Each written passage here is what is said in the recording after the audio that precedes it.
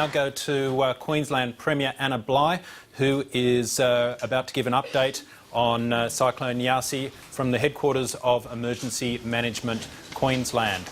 And as soon as she begins speaking, we will hear from the Premier. As we went to bed last night, we did so holding some very grave concerns about the safety of friends, family and loved ones in North Queensland and far North Queensland. It's a great relief this morning to be able to say that at this stage we still have no reports of any casualties, serious injuries or any fatalities. I'm very pleased that we can also report that we've had reports from every evacuation centre where we've seen no structural damage, and every one of the 10,500 people who spent a very distressed and uncomfortable night in those centres is safe and sound today.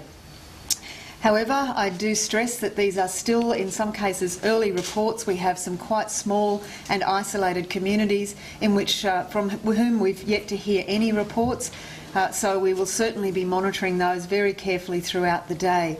But the early reports have given us all, I think, a great sense of relief this morning. Nevertheless, we face a very extensive and devastating damage in some parts of the north and far north, and we continue to see a very dangerous situation in many parts of the region. So I think I can take you through some of this. Firstly, the cyclone has now weakened to a Category 2. It's likely to stay at Cat 2 throughout this afternoon and then weaken overnight to a Category 1. It is making its way through communities across the west, and we have a very clear message for those people. We have people safe and sound today who would have been in the path of danger last night if they hadn't listened to the warnings. There is no room for complacency. It may be weakening, but it is still a powerful storm and can and will bring danger to your communities. Please don't take this lightly. Please listen to authorities.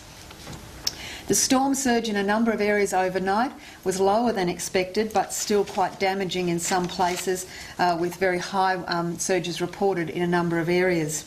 However, we now have a situation emerging in a number of places around a second storm surge associated with the high tide that's occurring right now. You may have seen some of the early footage out of Cairns and Townsville. We have waves crashing over the esplanade in Cairns, and we have significant water rising in areas like Rose Bay and Pallaranda in Townsville. And the second surge in Cairns is being reported by authorities there as significantly higher and larger than what they saw last night.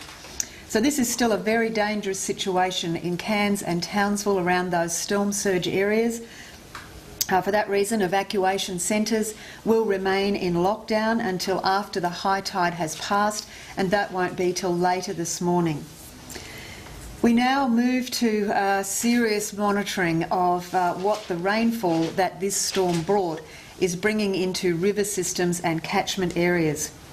We've seen extremely high levels of rainfall in a short period of time in a number of these areas. We've had falls as high as 200 millimetres as far south as Mackay in a very concentrated period. So we're now seeing strong flood activity in the Tully River through to Garoo.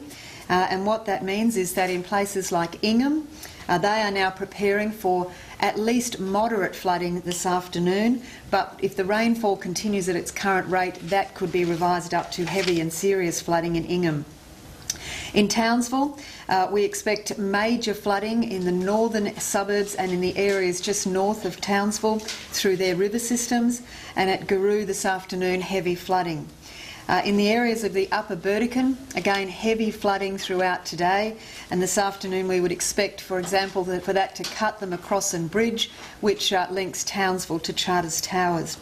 There is a heavy rain band that is continuing between the north of Townsville right down to Mackay, and that rain band will and already is bringing flooding, and we will give further reports about that throughout the day, but that may necessitate some evacuations, and it may reach dangerous levels in part.